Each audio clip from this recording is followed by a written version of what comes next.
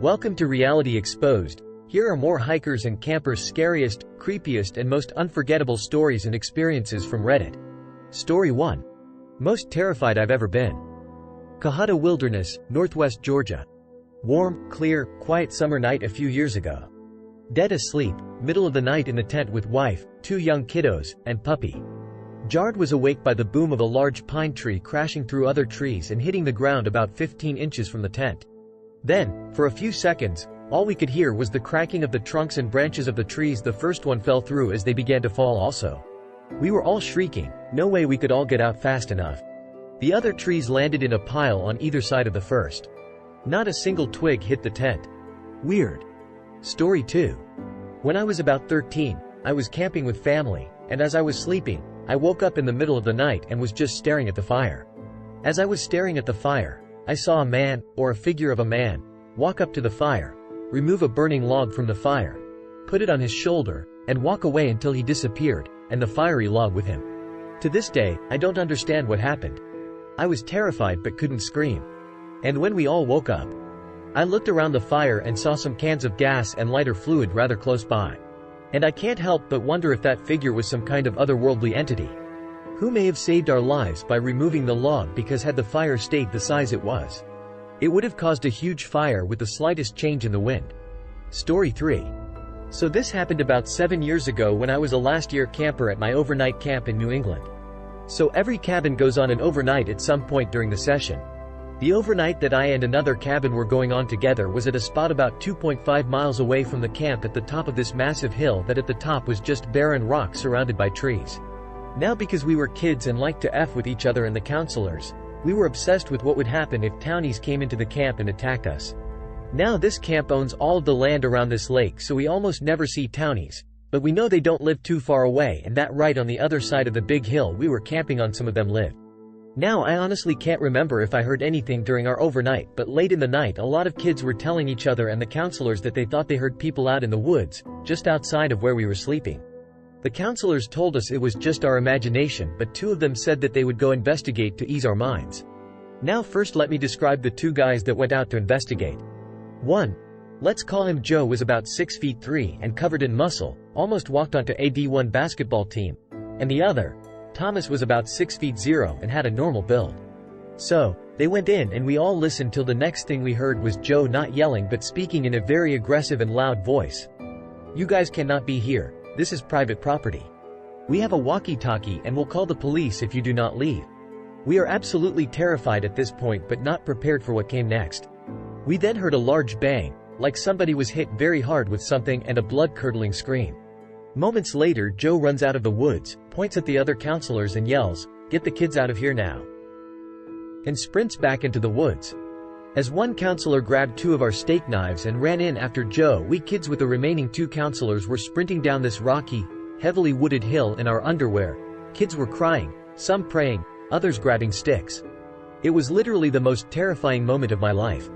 Anyway, we were about halfway down when Joe, Thomas, and the other counselor caught up to us. Turns out Joe and Thomas were pranking us, but never told the other counselors, who thought it was 100% real. And that is why at this camp counselors are no longer able to scare the kids. Story 4. Went to a biker, motorcycles, rally, party. Camped next to my car only about 15 feet away. About 2:30 a.m. I woke to hear someone trying to open my car door, vigorously. I am not a small person and am ready to beat some ass. I unzip my window and bark at the guy, "Hey, get the F away from my car." He stands there blankly staring back at me inside my tent. He doesn't move or say anything. It's like he wants me out there. I put on my pants and shoes and head out of the tent. He is still there by my car staring at me, swaying back and forth. My pulse is racing, I'm pissed off, scared, and ready to face this head on. I ask, "What the F are you doing?" A slurred voice replies, "I'm trying to get into my car to go to sleep." I then realize this is just a drunk camper that is lost. I rein back in my anger and help him find his car. The next day we are sitting around the fire eating lunch when a guy walks by and stares at me. He says, "Are you the dude that helped me find my car last night?" I stood up and said yes. He then saw my size and said, "Dude, thanks for not messing me up last night," and handed me a 12-pack of beer. He stopped by later and had a couple with us. Very close call. Story 5. Went dispersed camping. If you're not familiar, there are no toilets or water and you have to bury your poop a certain depth and distance away from water sources. My girlfriend told me she got a new shovel and packed it before I had a chance to see it. It was pretty cold, 30s, and windy the first night. Woke up at like 2 a.m. with my stomach going absolutely nuts. The sense of urgency was DEFCON 1 and I didn't know where the shovel had been packed. I woke my girlfriend up to ask where it was and she told me. I scrambled out of the tent over to the crate she said it was in and started working myself into a panic trying to find it before I crap myself. When I finally found it, I was doing my best to dig into the cold, hard ground while shivering from the cold wind and this thing just ain't doing the job. I start using my hands and get it deep enough to use, barely making it out of my shorts before shatting all over myself. When it came time to wipe I realized I forgot to grab the toilet paper so I used my dirt-covered hand and did my best. Finished up and went to wash my ass with ice-cold water before going back to bed. The next morning my GF showed me where the actual collapsible shovel was. In a pouch that I tossed aside without looking in. Story 6. Went camping up at Rock Island, Wisconsin over the summer. For folks who haven't been there, you have to take a ferry off of Door County to Washington Island and then a second boat to Rock Island. Totally primitive, remote, and has a lot of history. The island has 3 separate cemeteries and building remains from early settlers. It was a perfectly clear night so Hubs and I wanted to go stargazing at a field about 1/4 mile from our campsite. To get there you had to pass by one of the cemeteries. Just as we did, maybe halfway to the field, a thick fog started rolling in. We decided to keep going when I noticed a set of glowing eyes in the distance. I start freaking out and get my husband to shine his flashlight over in that direction. Suddenly 3-4 more sets of eyes appeared just as the fog really starts to thicken. Immediately started sprinting back to camp after nearly crapping ourselves. Turns out the island is home to a whole heck of a lot of foxes who like to wander near the campsites at night who all decided to visit as we were making our way out. Story 7. I was hiking in a canyon in the Sierra Nevada and we heard a mountain lion scream. Nothing has ever chilled my blood faster, especially knowing that we were in a canyon. Mountain lions are known for jumping down onto their prey. A few weeks later a woman on her bike was killed in that same canyon. Story 8. This reminded me of a story my mom told me, in Arizona. My parents were out camping, and my mom got mad at my dad, so she decided to take a hike by herself.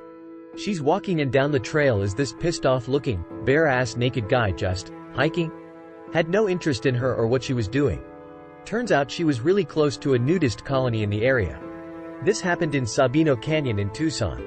Story 9. Going to camp both mom and my dad quit smoking just under a week before.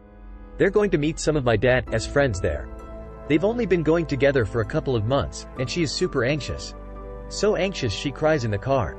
Anyway, the car hits a huge pothole, and the car shuts off. At this point, they're just like, well, what the F do we do now?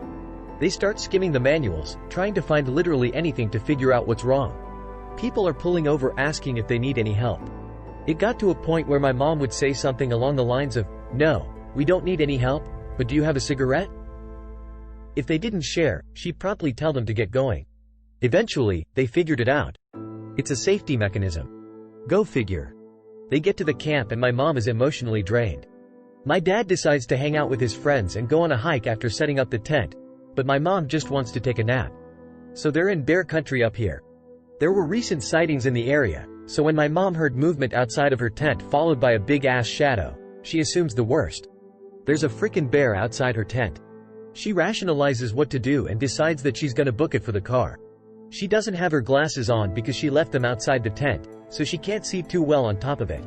She unzips the tent and sees this big, ominous figure standing outside followed by a swinging tail. She thinks, wait, bears don't have tails. She grabbed her glasses and lo and behold, it was a cow. Along with being a bear country, it's also a free-range cattle country. Arizona is weird, man. Story 10. Not me but a friend of mine worked at an outfitter store in upstate South Carolina. A lady came who was preparing to hike the Appalachian Trail solo and he set her up with everything she needed. A couple weeks later he saw her in the store again and went up to her and asked her how her trip had gone. She just stared at him and then looking upset left without saying anything. One of his colleagues saw what happened and then informed him that she had come back early after she stopped at a place along the trail to get the film from her camera developed and had found pictures of her sleeping every night. Camping can be scary. Thanks for watching.